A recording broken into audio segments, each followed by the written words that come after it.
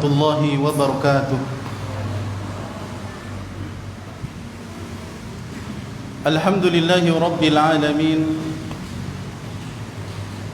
Wassalatu wassalamu ala asyrafil anbiya'i wal mursalin wa ala alihi wa ashabihi wa man tabi'ahum bi ihsanin ila yaumiddin wa sallama tasliman katsira. Amma ba'du. Jamaah kaum muslimin wal muslimat rahimani wa rahimakumullah. Alhamdulillah, pada kesempatan malam hari ini kita masih diberikan kesempatan oleh Allah Tabaraka wa Ta'ala untuk bersama-sama mempelajari salah satu di antara perkara yang harus kita ketahui, yakni pelajaran as-sirah an-nabawiyah, perjalanan hidup seorang manusia yang paling mulia di muka bumi ini, bahkan paling mulia di antara para nabi dan juga rasul Allah Subhanahu wa taala, yaitu nabi kita Muhammad sallallahu alaihi wa ala alihi wasallam. Sejarah yang penuh dengan ilmu dan juga hikmah, yang dengan mempelajarinya kita bisa semakin dekat dan semakin cinta kepada Nabi Muhammad sallallahu alaihi wa ala alihi wasallam. Dan pelajaran ini juga merupakan pelajaran yang sangat diistimewakan oleh para ulama, sehingga di antara mereka pun membuat kitab khusus tentang perjalanan hidup Nabi kita Muhammad sallallahu alaihi wa ala alihi wasallam. Jamaah yang dirahmati oleh Allah Subhanahu wa taala, salawat serta salam semoga selalu senantiasa tercurahkan kepada uswatun hasanah kita Nabiullah Muhammad sallallahu alaihi wasallam, kepada keluarga beliau, kepada para sahabat beliau, dan juga kepada kaum muslimin yang mengikuti jejak sunnah beliau hingga nanti di yaumul qiyamah. Ma'asyiral kaum muslimin wal muslimat rahimani wa rahimakumullah. Malam hari ini merupakan kajian as-sirah an-nabawiyah, pertemuan yang ke-70.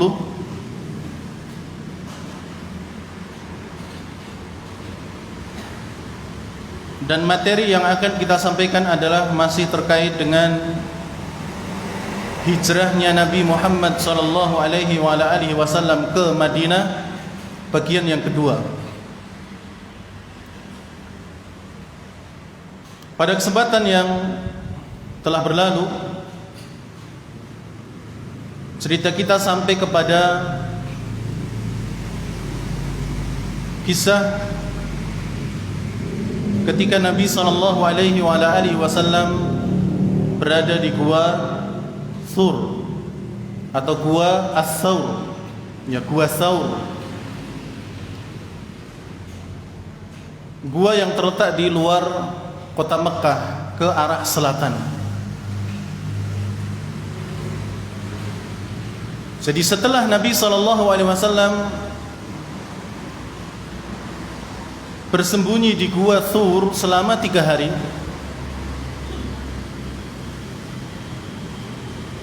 kemudian sudah dirasa aman karena waktu yang mendebarkan ketika itu adalah ketika beberapa pasukan atau orang-orang Quraisy yang memburu Nabi Muhammad sallallahu alaihi wasallam sudah berada di depan pintu Gua Thur, yang itu menjadikan berdebarnya Abu Bakar As-Siddiq radhiyallahu taala an yang menemani Nabi sallallahu alaihi wasallam di dalam gua itu, sampai beliau mengatakan kepada Rasulullah, "Ya Rasulullah,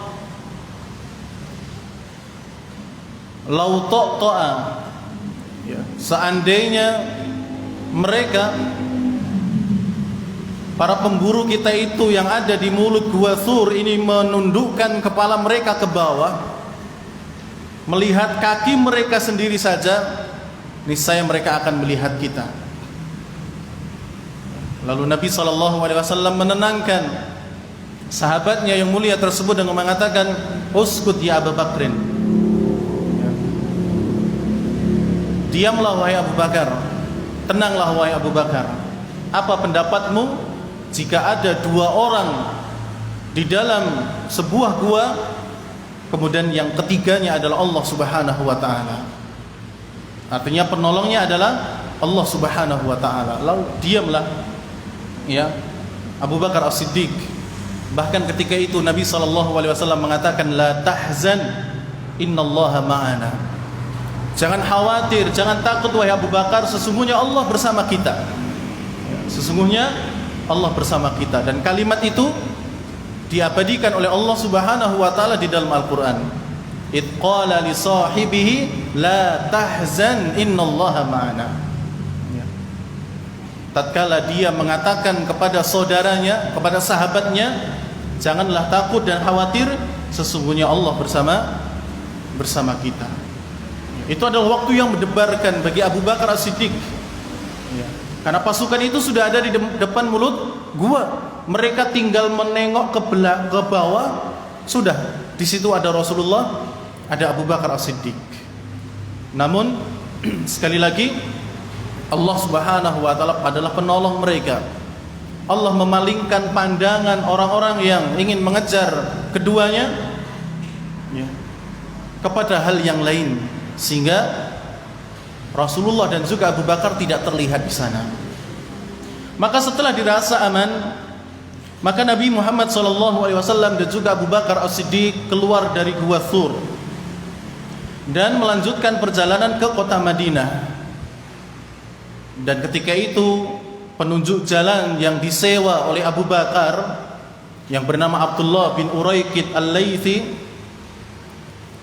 sudah diberi janji oleh Abu Bakar dan juga Rasulullah untuk membawakan onta, kedua ontanya Abu Bakar dan juga Rasulullah ke Gua Thur untuk mereka jadikan sebagai tunggangan menuju Madinah.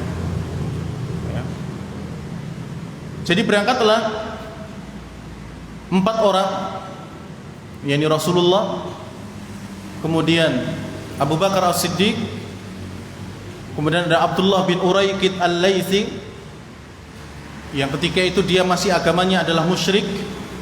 Kemudian ada budaknya Abu Bakar yang sudah dibebaskan, Maula Abi Bakrin, yang bernama Amr bin Fuhairah.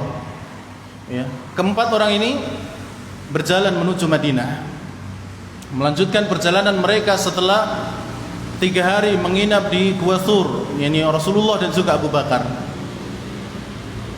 Adapun jalan yang dilewati oleh Rasulullah dan juga Abu Bakar serta penunjuk jalan dan juga Amir bin Fuhairah adalah menuju selatan, mengarah ke Yaman, sehingga sampai kepada jalan yang di situ jarang dilewati dan dikenali oleh orang. Mereka berbelok ke utara, kemudian melewati jalur pantai Laut Merah, dan mereka pun melewati jalan yang tidak dikenali oleh manusia lagi, sampai pada akhirnya nanti tiba di suatu daerah dekat dengan Madinah. Jadi sekali lagi Nabi Muhammad SAW hijrah ke kota Madinah itu bukan mengarah ke utara dari Mekah, karena Madinah itu berada di utaranya Mekah. Namun beliau ke selatan, ini sebagai bentuk apa? Strategi. Walaupun mungkin lebih jauh, akan tetapi itu apa? Itu dilakukan oleh Nabi SAW untuk mengelabui orang-orang yang ingin mencari beliau. Kemudian jamaah yang dirahmati oleh Allah Subhanahu wa taala, ada beberapa peristiwa yang terjadi tatkala Nabi SAW berjalan dari Gua Thur menuju Madinah. Ya, ada beberapa peristiwa. Nanti secara singkat akan kita sampaikan di ringkasan, ya, karena di sini banyak sekali. Ada yang kisahnya panjang, ada pula yang pendek. Kisah yang pertama diriwayatkan oleh Imam Bukhari, dan ini terkait dengan bukit yang ditinggikan oleh Allah Subhanahu wa taala. Ya, ada bukit kemudian ditinggikan oleh Allah Subhanahu wa taala sehingga di bawahnya nanti akan membentuk naungan yang sinar matahari tidak ada atau tidak ada di situ, sehingga bisa digunakan untuk istirahat. Hadis diriwayatkan oleh Imam Bukhari dari Abu Bakar As-Siddiq radhiyallahu taala anhu, beliau mengatakan, "Asrayna lailatana." Kami pun berjalan di malam hari. Hatta qama qa'imud dhahira wa khala at-tariq lam yamurru fihi ahadun. Lalu kemudian pada siang hari yang begitu terik dan situ itu jalanannya kosong, tidak ada seorang pun lewat, jadi sangat terik sekali, ya, padang pasir dan sebagainya, sangat terik. Maka Rasulullah dan juga Abu Bakar ingin beristirahat, ya, ingin beristirahat. Namun ketika Abu Bakar As-Siddiq mencari tempat yang enak dan nyaman untuk istirahat, itu tidak ada ketika itu, ya, tidak ada. Jadi semuanya panas. Ada bukit tapi pendek atau kecil sehingga tidak bisa dijadikan untuk naungan di bawahnya. Ya. Dan Abu Bakar sudah menoleh ke kanan, ke kiri, ke depan, ke belakang, siapa tahu ada, ya, tempat untuk beristirahat Nabi, tapi ternyata tidak ada. Kata Abu Bakar, "Farufi'at lana sahratun tawilah." Lalu kemudian ditinggikan untuk kami, ya, sebuah bukit yang memanjang. Jadi tadinya cuma pendek atau kecil, kemudian ditinggikan oleh Allah Subhanahu wa taala sehingga menjadi panjang, sehingga menjadikan bawahnya ini ada bagian dari pasir yang tidak ada sinar mataharinya, sehingga ketika dijadikan untuk istirahat itu nyaman, tidak panas, ya. Maka kata Abu Bakar As-Siddiq, ya, diangkat, ditinggikan, ya, bagi kami sebuah bukit. Ya, tentu yang meninggikan adalah Allah. Rasulullah juga tidak bisa menjadikan, ya, bukit itu kemudian meninggi, itu nggak bisa, ya, karena beliau juga apa? Manusia biasa, kecuali kalau Allah beri mukjizat, tapi ketika itu Allah tidak memberikan mukjizat dengan hal itu, ya. Jadi tidak bisa apa? Meninggikan sebuah bukit. Itu yang meninggikan adalah Allah, ya, Allah yang menjadikan apa? Bukit itu menjadi tinggi sehingga ada naungan di bawahnya. Laha dhillun lam ta'ti 'alaiha syams. Ya, ini kata Abu Bakar As-Siddiq. Bukit itu kemudian bawahnya ada naungan yang sinar matahari tidak bisa masuk ke dalamnya. Fanazalna indah. Maka kemudian kami pun duduk di sana, istirahat di bawahnya. Wasawaitu lin Nabi sallallahu alaihi wasallam makanan biyadai. Kemudian aku pun meratakan tempat itu dengan kedua tanganku untuk Nabi sallallahu alaihi wasallam. Yanamu alaihi. Kemudian beliau tidur di sana untuk istirahat. Ya, jadi Nabi sallallahu alaihi wasallam tidur di bawah naungan tersebut bersama Abu Bakar As-Siddiq, kemudian Abdullah bin Uraiqid Al-Laythi dan juga Amir bin Fuhairah. Ya, ini kisah, salah satu kisah. Ya, jadi bukit ditinggikan oleh Allah Subhanahu wa taala. Kemudian pada waktu yang bersamaan, ikhwani fillah, ada seorang pengembala kambing yang ketika itu juga ingin berlindung di bawah naungan tersebut karena dia juga kepanasan, ingin berlindung. Maka akhirnya kemudian dia pun juga ikut berlindung bersama Nabi sallallahu alaihi wasallam, Abu Bakar kemudian Abdullah bin Uraikid dan Amir bin Fuhairah ikut berlindung di situ. Kemudian Abu Bakar As-Siddiq bertanya kepada orang tersebut, liman anta ya gulam? Kamu ini milik siapa wahai gulam? Wahai bocah, wahai anak. Faqala lirrajuli min ahli Makkah. Lirrajuli min ahli Madinati aw Makkah. Kemudian Abu Bakar bertanya lagi, kamu ini milik tuan orang Mekah atau Madinah? Dan ternyata budak tersebut, pengembala kambing tersebut itu miliknya orang Mekah. Sehingga ketika itu Rasulullah ataupun Abu Bakar tidak banyak ngobrol, karena takut nanti kalau ternyata itu adalah Rasulullah yang dicari-cari orang Quraisy, penggembala ini akan ngomong kepada orang-orang Quraisy. Ternyata Rasulullah arahnya ke sana. Ini bahaya. Makanya Abu Bakar tidak berlama-lama ngobrol. Bahkan ketika itu Abu Bakar langsung menanyakan, apakah afi ghanamika labanun? Apakah di kambing-kambingmu ini ada susu yang bisa diperah? Kemudian pengembala itu mengatakan iya ada. Kemudian diperahkan, minta izin dulu, kemudian diperahkan. Kemudian Abu Bakar As-Siddiq minum, Rasulullah SAW minum dan sebagainya, dan kisah itu pun selesai. Setelah itu pengembala kambing ini pun pulang kembali ke Mekah. Jadi ketika itu rahasia perjalanan Nabi SAW masih tersimpan dengan baik. Ini kisah yang pertama. Kisah yang kedua, jamaah yang dirahmati oleh Allah, adalah pandainya Abu Bakar As-Siddiq ketika ditanya tentang Nabi Muhammad SAW. Suatu hari dalam perjalanan ke Madinah itu, Abu Bakar As-Siddiq membonceng Nabi SAW di atas tunggangan onta-ontanya itu. Wa kana shaykhan yu'raf. Abu Bakar As-Siddiq adalah orang yang sudah sangat dikenal oleh orang Mekah. Jadi orang Mekah itu tidak ada yang tidak kenal dengan Abu Bakar. Semuanya kenal. Wan Nabiyyu sallallahu alaihi wasallam syabun la yu'raf. Sedangkan Nabi sallallahu alaihi wasallam adalah seorang pemuda yang ketika itu belum terkenal. Abu Bakar lebih terkenal. Jadi orang kenal dengan beliau. Tapi kalau Rasulullah ada yang kenal, ada yang tidak. Fayalqi ar-rajulu Abu Bakrin fayaqul. Maka tiba-tiba ada seseorang yang bertemu dengan Abu Bakar As-Siddiq, kemudian bertanya, "Man hadzal rajulul ladzi baina yadaik?"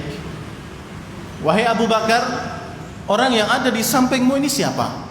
Jadi orang ini tidak tahu kalau itu Rasulullah, tapi dia tahu kalau yang di sampingnya Rasulullah adalah Abu Bakar As-Siddiq. Jadi memang Abu Bakar itu dikenal, sedangkan Rasulullah ketika itu ada yang kenal, ada yang tidak. Siapa orang yang ada di sampingmu? Apa jawaban Abu Bakar As-Siddiq? Abu Bakar mengatakan, hadzal rajul yahdini thariq. Sesungguhnya laki-laki ini adalah orang yang menunjukkanku kepada jalan. Orang ini adalah yang menunjukkan aku kepada suatu jalan. Fayahsibul hasib annahu ya'ni bihi thariq. Orang yang bertanya tadi ngertine, fahamnya yang dimaksud jalan adalah jalan menuju Madinah atau jalan menuju mana? Jalan biasa itu, Pak.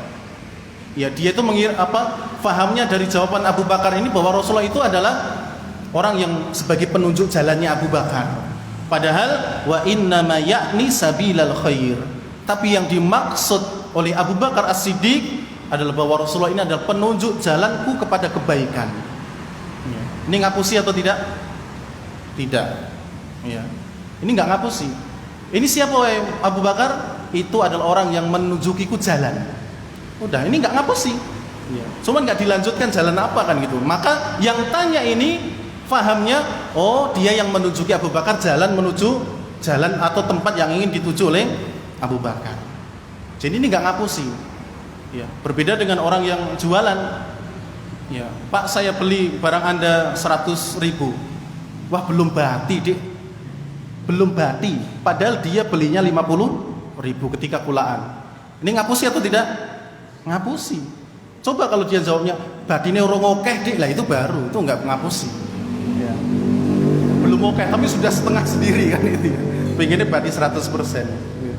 Jadi Pak, saya ingin beli barang Anda, urung bati deh, urung bati, padahal nggak mungkin. Ya, apunten. Atau padahal dia belinya apa? 50.000, sudah bati 50. Ya. Tapi itu ngapusi, itu namanya apa? Ngapusi. Tapi kalau dia menjawabnya batine urung okeh deh. Ya, karena memang dia pengennya yang banyak, itu baru nggak ngapusi. Ya. Ini Abu Bakar As-Siddiq, cerdasnya beliau ketika ditanya tentang Nabi SAW. Sehingga orang yang bertanya tadi maksudnya ini yang menunjukkan Abu Bakar jalan menuju tempat. Tip. Ini kisah yang kedua. Kisah yang ketiga, jamaah yang dirahmati oleh Allah Subhanahu wa taala. Wa fi yaumi tsani aw tsalits, maka pada hari kedua atau hari ketiga setelah keluar dari Gua Sur ini, marra bi khaymati Ummi Ma'bad Al-Khuzaiyah. Nabi SAW, Abu Bakar As-Siddiq radhiyallahu ta'ala, Abdullah bin Uraikid Al-Laythi dan Amir bin Fuhairah itu melewati kemahnya seorang wanita yang bernama Ummu Ma'bad Al-Khuzaiyah. Ummu Ma'bad nama aslinya adalah Atikah bintu Khalid. Ya, Atikah bintu Khalid. Dia menikah dengan sepupunya bernama Tamim bin Abdul Uzza. Kemudian keduanya dikaruniai anak dan mereka namai dengan Ma'bad.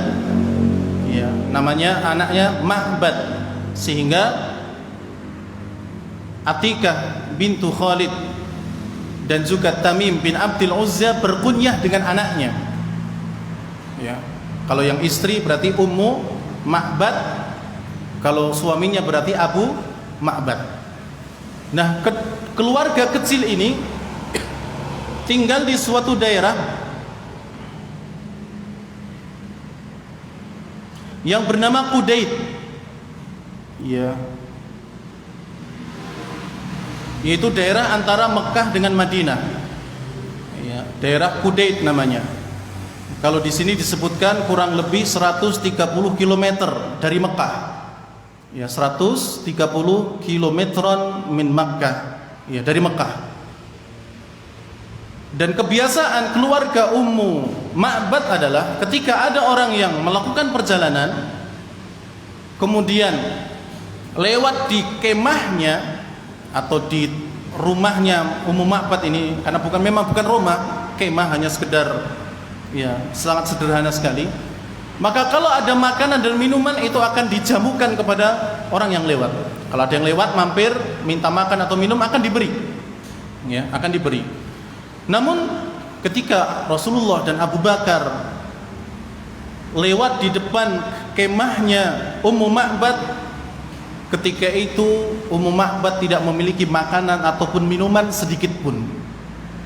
Ketika itu adalah masa di mana kambing-kambing beliau yang sering mereka gembalakan itu tidak mengeluarkan air susu. Ketika itu adalah musim ya kemarau, sehingga tidak ada yang bisa dijadikan untuk ya menjamu Nabi Muhammad SAW. Makanya ketika Abu Bakar bertanya, atau Rasulullah dan Abu Bakar bertanya kepada Ummu Ma'bad, hal indaha syai', apakah kamu memiliki sesuatu untuk bisa kami makan atau minum? Faqalat, maka Ummu Ma'bad mengatakan, wallah law kana indana syai'un ma'awazakum, demi Allah seandainya kami memiliki sesuatu untuk bisa kami hidangkan kepada kalian, kami akan hidangkan. Ya, namun sayang kami tidak memiliki apa-apa. Fa nadhara Rasulullah sallallahu alaihi wasallam ila syatin fi kasril khaymah. Maka kemudian Nabi sallallahu alaihi wasallam melihat ada seekor kambing yang ada di pinggiran kemahnya Ummu Ma'bad. Faqal, kemudian Rasulullah bertanya, "Ma hadhihi syat ya Ummu Ma'bad?" Wahai Ummu Ma'bad, ini kambing apa? Ya. Ini kambing apa? Qalat syatun khalafahal ja'du 'anil ghanam. Kata Ummu Ma'bad, ini adalah kambing yang tertinggal oleh rombongan kambing lainnya. Jadi ada rombongan kambing Ummu Ma'bad yang biasa dikembala di wadi, ya, di lembah. Nah, ini ketinggalan. Ya, ketinggalan. Ketinggalannya kenapa? Ketika Nabi bertanya, hal biha min laban, apakah kambing ini bisa mengeluarkan susunya? Qalat hiya ajhadu min dhalik.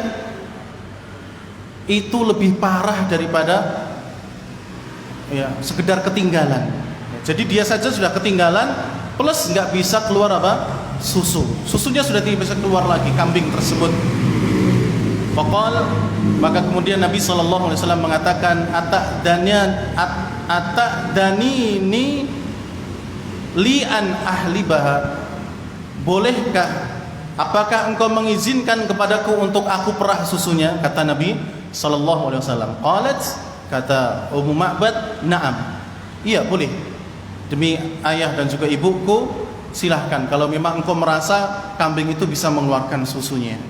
Maka kemudian jemaah yang dirahmati oleh Allah Subhanahu wa taala, Nabi sallallahu alaihi wasallam mendatangi kambing tersebut yang ketinggalan dari rombongnya karena saking kurusnya, ya. Sehingga dia ketinggalan apa? Rombongannya kuat untuk berjalan, dia tidak. Ya, sehingga dia berdiam diri di tempat itu saja. Kemudian maka ketika ditanya, apakah dia bisa mengeluarkan susu? Jangankan mengeluarkan susu, wong ikut temennya saja nggak bisa. Ya, ketinggal-tinggal, apalagi mengeluarkan susu. Maka kemudian Nabi minta izin, boleh nggak kalau itu saya perah? Ya, boleh, dibolehkan. Maka kemudian famasaha Rasulullah sallallahu alaihi wasallam biyadihi dur'aha. Nabi sallallahu alaihi wasallam mengusap, ya, tempat yang untuk keluar susunya tersebut. Wasammallaha wa da'a. Kemudian beliau mengucapkan bismillah, menyebut nama Allah, kemudian berdoa. Fatafajat alaihi wa darat. Kemudian yang biasa untuk diperah susunya itu kemudian menggelembung, kemudian banyak sekali susu yang ada di dalamnya. Jadi setelah diusap oleh Rasulullah, kemudian Rasulullah mengucapkan bismillah atau mengucapkan nama Allah, kemudian beliau berdoa, menggelembunglah itu wadah susu, kemudian apa? Susunya banyak. Sehingga beliau minta wadah kepada Ummu Ma'bad untuk diperah, sehingga diperah sudah banyak. Kemudian Rasulullah meminta Ummu Ma'bad minum sampai kenyang. Kemudian meminta Abu Bakar untuk minum sampai kenyang. Abdullah bin Uraikid Al-Laitsi juga sampai kenyang. Kemudian Amir bin Fuhairah minum juga sampai kenyang. Rasulullah juga minum sampai kenyang. Setelah itu diperah lagi oleh Rasulullah sampai memenuhi satu wadah yang sangat banyak ditinggalkan untuk keluarga Ummu Ma'bad. Setelah selesai, maka kemudian Nabi SAW, Abu Bakar dan dua orang yang lainnya tadi kemudian berpamitan kepada Ummu Ma'bad untuk melanjutkan perjalanan. Akhirnya Rasulullah pun melanjutkan perjalanan. Falamma labithat an ja'a zawjuha Abu Ma'bad. Tidak berselang lama datanglah suaminya Ummu Ma'bad, yaitu Abu Ma'bad. Dan ketika sampai dan melihat ada susu yang banyak sekali dalam wadah, dia pun tercengang, kaget, ya. Seraya mengatakan, min aina laki hada? Wahai Ummu Ma'bad, kamu dapatkan susu ini dari mana? Kita ini sedang paceklik, ya. Kambing-kambing kita juga sudah tidak ada lagi yang bisa diperah susunya. Kok kamu malah dapat susu yang sangat banyak sekali? Maka kemudian Ummu Ma'bad mengatakan, la wallah illa annahu marra bina rajulun mubarak kana min hadithihi kaita wa kaita wa min halihi kada wa kada. Ya. Demi Allah, saya tidak berbuat apa-apa kecuali tadi ada seorang laki-laki datang kepada kita dan dia penuh dengan keberkahan, ucapannya begini dan begitu, wataknya secara fisik, ya, wajahnya secara fisik dia seperti ini dan seperti itu. Maka kemudian Abu Ma'bad mengatakan, wallah arahu sahibu Quraisy. Demi Allah, saya yakin pasti dia adalah orang Quraisy yang dicari-cari. Maksudnya adalah Nabi Muhammad. Jadi Abu Ma'bad langsung menebak hal itu. Kemudian Abu Ma'bad bertanya kepada istrinya, "Sifili ya Umma Ma'bad." Sebutkan sifatnya orang tersebut kepadaku wahai Ummu Ma'bad. Maka Ummu Ma'bad pun kemudian menyebutkan sifat-sifatnya Rasulullah. Secara fisiknya demikian dan demikian. Ini tidak bisa kita sampaikan. Jadi Rasulullah disebutkan ciri fisiknya oleh Ummu Ma'bad sedetail-detailnya. Ya. Jadi Ummu Ma'bad benar-benar memperhatikan Nabi SAW, disifatkan kepada Abu Ma'bad. Kemudian Abu Ma'bad pun mengatakan, demi Allah, ini adalah orang Quraisy yang sedang dicari-cari. Seandainya aku bisa menemani dia, maka aku akan temani. Seandainya aku bisa menempuh perjalanan untuk menyusulnya, aku akan tempuh. Ya, namun ketika itu, ya karena sudah jauh mungkin, sehingga tidak mendapatkan ya Nabi SAW dan juga rombongannya. Dan pada waktu itu jamaah yang dirahmati oleh Allah, Ummu Ma'bad dan satu keluarganya masuk Islam. Ya, masuk Islam. Dan dikisahkan bahwa kambing yang sempat diperah oleh Nabi SAW ketika itu umurnya panjang. Ya, hidupnya kambing tersebut sampai pemerintahannya Umar bin Khattab radhiyallahu taala 12 Hijriah. Ini luar biasa. Kambing itu yang pernah diperah oleh Rasulullah hidup sampai zamannya Umar bin Khattab. 12 Hijriah. Padahal setelah Rasulullah masih ada siapa? Abu Bakar As-Siddiq yang menjadi pemimpin. Itu masih hidup. Ya. Kemudian sampai ke pemerintahannya Umar bin Khattab, kambing itu juga masih hidup. Bahkan disebutkan setiap pagi dan sore kambing itu diperah, susunya nggak habis-habis. Ya. Nah, ini Masya Allah. Tapi kalau antum diusap sama wong edan ya beda lagi ya. Ini yang usap Rasulullah kan. Jadi seperti itu. Nah, nanti Pak Bibit jangan irok-irok ya kambingnya diusap-usap biar umurnya panjang, nggak bisa, beda. Ya, ini Nabi. Jadi ya, sampai Umar bin Khattab pemerintahan itu baru mungkin wafat ketika itu kambingnya ya. Itu diperas dari pagi sampai sore atau dari pagi dan sore nggak habis-habis susunya. Ya, ini mukjizat yang diberikan kepada Nabi Muhammad SAW. Ini kisah yang lainnya. Kisah selanjutnya adalah kisah Suraqah bin Malik. Jadi ketika perjalanan ke Madinah, Nabi Muhammad SAW dan juga Abu Bakar serta rombongannya, ada seorang yang bernama Suraqah bin Malik yang dia sudah mendengar sayembara yang diumumkan oleh orang-orang Quraisy bahwa siapa yang bisa membawa Nabi Muhammad SAW kembali ke Mekah, baik hidup ataupun mati, akan diberi hadiah. Apa hadiahnya, Pak? 100 bakso? Bukan, 100 unta. Nah, 100 unta. Ya, 100 unta itu kalau satu unta jutaan berarti sudah banyak sekali. Suraqah sudah mendengar sayembara tersebut.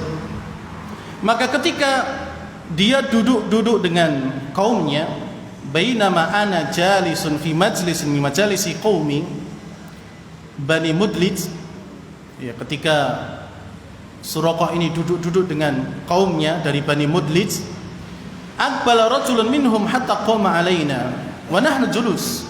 Tiba-tiba ada seseorang yang datang berdiri sedangkan kami ketika itu sedang duduk, lalu ngomong, berteriak, "Ya Suraqah." Ya, karena Suraqah ini pemimpin, maka dia yang dipanggil, "Wahai Suraqah, anni ra'aitu anifan aswadat bisahil." Kayaknya aku melihat sesuatu hitam-hitam di pinggir pantai sana, di pinggir laut. Araha Muhammadan wa ashabah.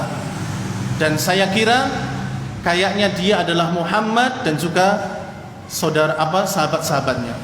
Qala Suraqah, dalam batinnya Suraqah mengatakan, fa'araftu annahum hum. Aku tahu sebenarnya itu pasti Muhammad dan teman-temannya. Tapi dia mengatakan kepada halayak itu, mengatakan apa? innahum laisu bihim, bukan, itu bukan mereka. Ya. Walakinnaka ra'aita fulanan wa fulan, kamu itu melihat si fulan, si fulan, si fulan, bukan Muhammad. Ya.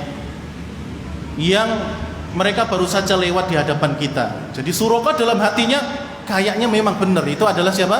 Muhammad dan teman-temannya. Tapi pas dia ngomong keras bersama kaumnya itu, oh bukan, itu si fulan yang baru datang dari tempat ini dan tempat itu. Dia baru saja lewat. Itu bukan mereka. Ya akhirnya kaumnya dan juga yang berbicara tadi ya sudah, berarti bukan. Tapi diam-diam ikhwani fillah, Suraqah ini kemudian pulang ke rumah, menyuruh budaknya untuk mengeluarkan kuda terbaiknya. Tapi diam-diam. Ya, kudanya nggak boleh jerit-jerit. Ya. Harus keluar. Kemudian juga senjatanya Suraqah, yaitu tombak salah satunya. Dia masuk ke rumah, keluar dari rumah belakang, menunggangi kudanya, membawa senjatanya, salah satunya adalah tombak. Kemudian dia pun mengejar Nabi Muhammad SAW, Abu Bakar dan rombongannya. Ya, jadi tadi itu dia ngapusi kaumnya, bukan. Ya, dia itu ya pengen mendapatkan hadiah sendiri, 100 ekor unta. Tapi biar kaumnya nggak dapat, dia sendiri. Ya, akhirnya dia keluar ngejar. Maka akhirnya jamaah yang dirahmati oleh Allah, dari kejauhan Abu Bakar As-Siddiq sudah mengetahui akan ada seorang yang datang atau ada seorang yang datang. Ya. Dan Abu Bakar tahu ternyata itu adalah Suraqah bin Malik. Karena Abu Bakar ini dalam selama perjalanan selalu nengok ke kanan ke kiri, dan itu sering dilakukan Abu Bakar. Ya beliau cemas kalau ada orang yang langsung menyergap beliau dan sebagainya. Beliau khawatir dengan keselamatan Nabi. Adapun Nabi selama perjalanan beliau berzikir dan membaca Al-Quran. Ya, berzikir dan membaca Al-Quran itu yang dilakukan Rasul. Tapi kalau Abu Bakar ya manusia biasa, beliau pun menengok-nengok. Takut khawatir kalau ada yang langsung menghampiri Nabi dan menyergapnya. Maka Abu Bakar mengetahui ada Suraqah sudah ada di belakang. Kemudian beliau mengatakan kepada Rasulullah, di belakang ada Suraqah bin Malik. Kata Rasulullah, ya sudah, biarkan. Maka akhirnya Suraqah dengan kuda terbaiknya mengejar Nabi SAW ketika itu. Dan ketika sampai di dekatnya Rasulullah dan rombongan, dan itu Suraqah sudah mendengarkan apa yang dibacakan, apa yang dibaca oleh Nabi SAW, maka dengan izin Allah Subhanahu wa taala ketika mau dekat, kudanya jatuh. Dan otomatis Suraqah bin Malik pun jatuh dari kudanya. Jatuh, ketinggal lagi. Ya jatuh, terus ya namanya jatuh kan sakit kan, mesti nggak langsung berdiri. Istirahat sebentar, kemudian Rasulullah berjalan begitu saja dengan rombongan. Ketika jatuh itu Suraqah bangun, kemudian membangunkan kudanya. Ya, membangunkan kudanya. Setelah itu dia mengambil dari sakunya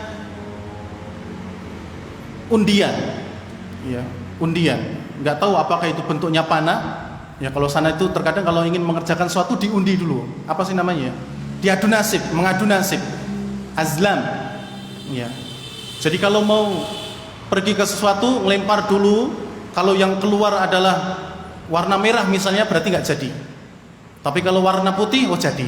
Jadi ada satu kayak mungkin tombak atau kayu, ujungnya mungkin dikasih merah gitu, gampangannya dikasih tanda merah, dikasih tanda putih. Ya, kalau keluar merah nggak jadi pergi, tapi kalau keluar putih jadi pergi. Ya, ini namanya apa?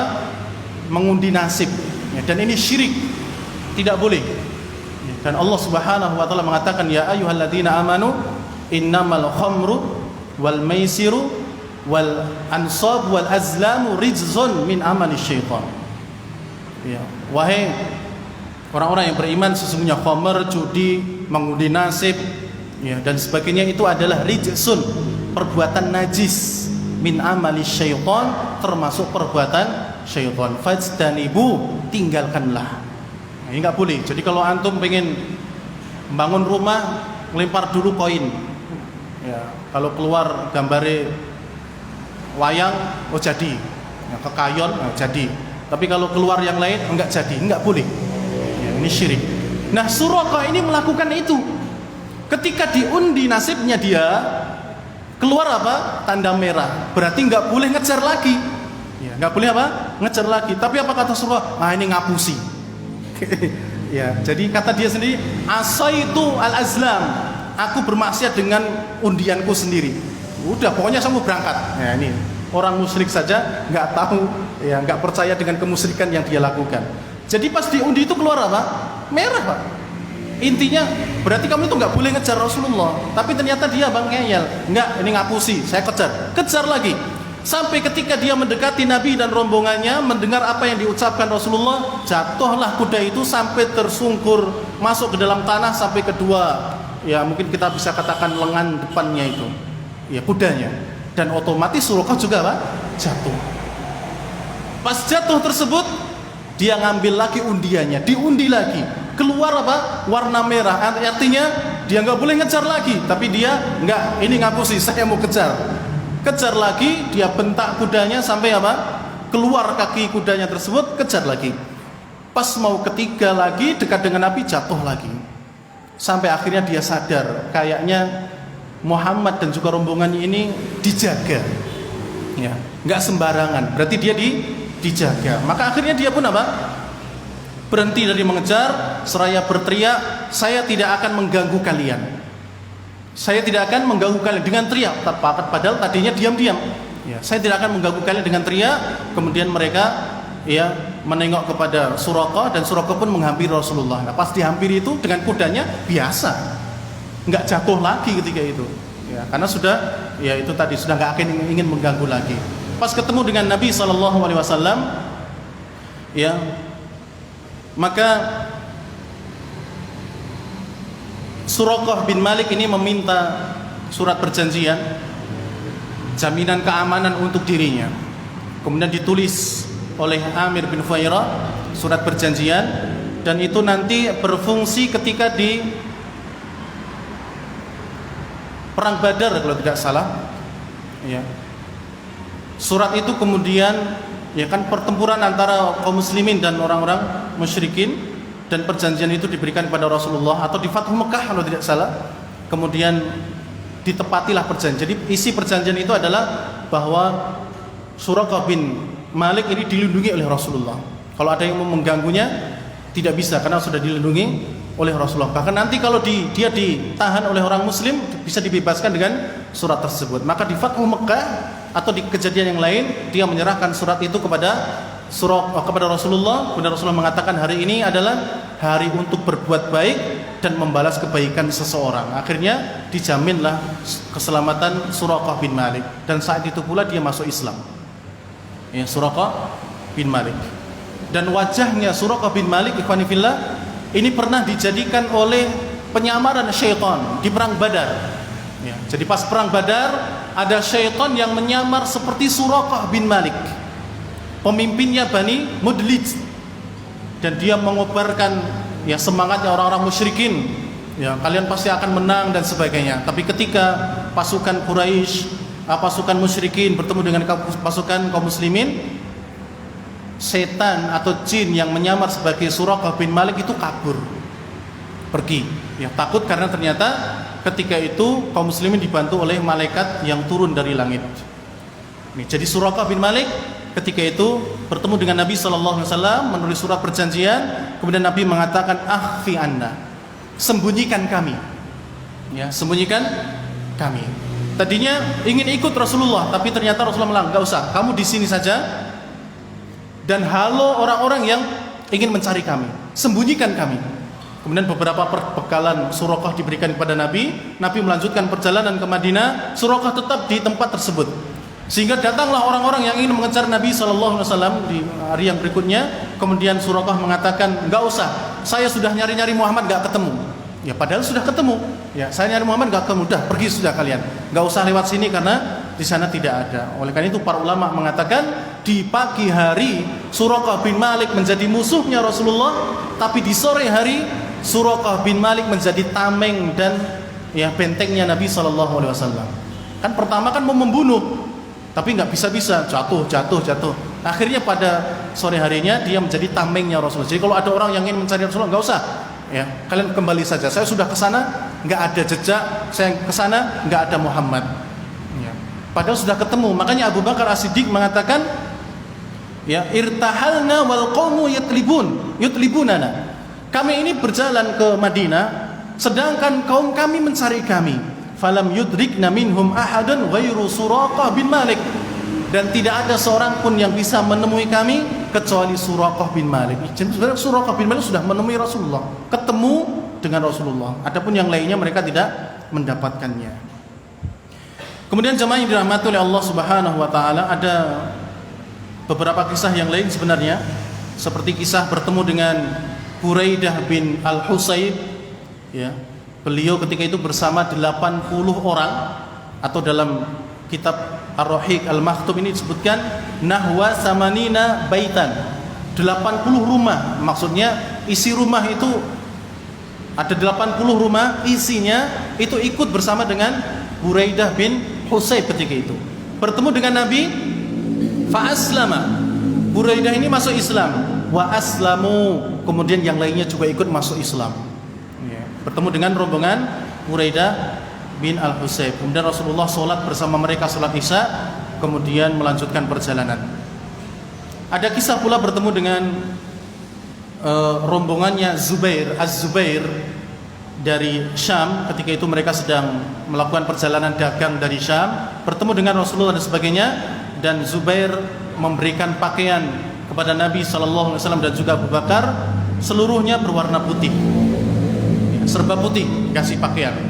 Kemudian jemaah yang dirahmati oleh Allah Subhanahu wa taala, yang terakhir Nabi SAW pada akhirnya beliau sampai di sebuah daerah bernama Quba, ya. Pada hari Senin tanggal 8 Rabiul Awal, ada riwayat yang mengatakan 12 Rabiul Awal tahun ke-14 setelah kenabian, dan itu bertepatan dengan tanggal 23 September 622 Masehi. Beliau sampai di suatu daerah bernama Quba. Quba ini sebelum masuk Madinah, ya. Quba ini sebelum masuk Madinah. Beliau tinggal di Quba selama 14 hari. Dalam riwayat yang lain disebutkan 4 hari, yaitu Senin, Selasa, Rabu, dan Kamis. Beliau tinggal di Quba, tinggal di rumahnya Kulthum bin Al-Hadam. Dan ketika itu di sana beliau membangun masjid yang diberi nama Masjid Quba. Ya, Masjid Quba. Mungkin yang pernah menunaikan ibadah haji dan umrah mungkin pernah ke sana, Masjid Quba.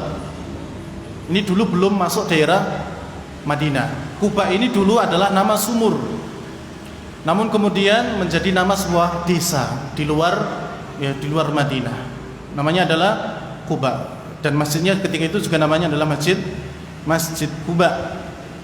Dan ketika pada hari Jumat beliau naik unta atas perintah Allah Subhanahu wa taala untuk menuju Madinah ketika itu, dan diutus untuk menemui Bani Najjar di sana. Dan Nabi mendapatkan sholat Jum'ah di Bani Salim bin Auf. Maka beliau mengumpulkan di wadi, ya, di lembah sebanyak 100 orang menunaikan ibadah sholat Jumat ketika itu. Dan itu adalah sholat Jumat pertama yang Rasulullah lakukan di kota Madinah. Di sana beliau melakukan ibadah sholat Jumat.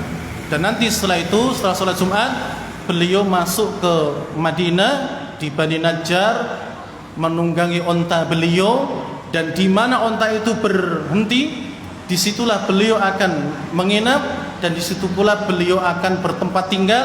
Di situ pula beliau membangun Masjid Nabawi, ya. Jadi Masjid Nabawi sekarang itu dulunya adalah sebuah tempat di mana onta itu menderum di situ. Jadi Rasulullah dari luar kota Madinah masuk ke kota Madinah menggunakan onta itu, ya, onta yang dibawa. Di mana onta itu berhenti, disitulah Nabi akan bertempat tinggal dan membangun masjid. Setelah Masjid Quba, ya, sempat berhenti, kemudian berdiri onta itu, Rasulullah ikut lagi di sana, kemudian berjalan lagi, ternyata balik lagi onta itu dan kembali ke tempat semula.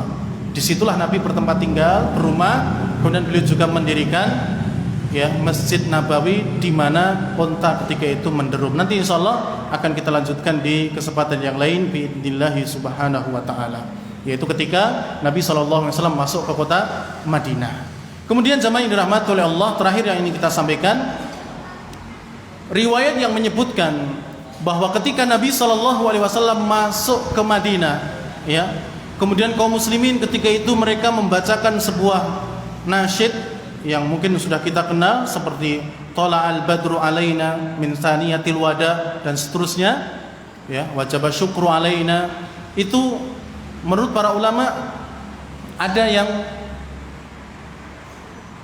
melemahkannya, ya. Kenapa?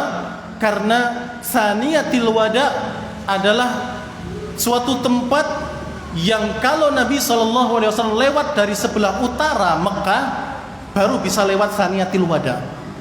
Tapi karena beliau lewat selatan Mekah menuju Yaman dan sebagainya, kemudian muter ke utara sampailah ke Madinah, maka beliau pun tibanya di Quba.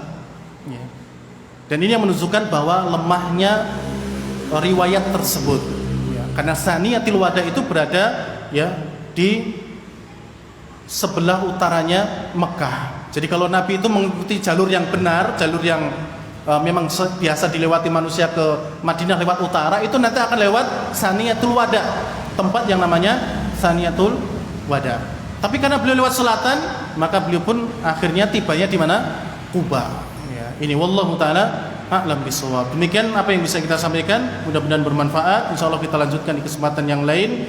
Subhanakallahumma rabbana wa bihamdik asyhadu an la ilaha illa anta astaghfiruka wa atubu ilaik. Wassalamualaikum warahmatullahi wabarakatuh.